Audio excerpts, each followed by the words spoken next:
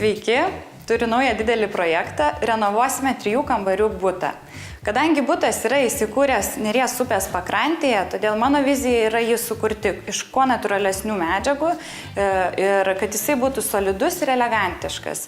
Čia vyraus klasikinio stiliaus motyvai ir šviesios gamtos padovanotos spalvos.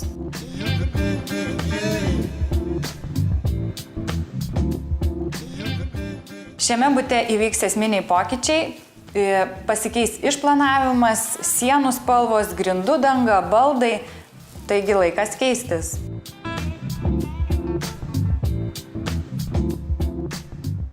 Pasitarę su šeimininkais nusprendėme, kad vaikui reikalingas didesnis kambarys, todėl miegamąjį, kuris yra didesnės kvadratūros, sukeisime su vaiko kambariu.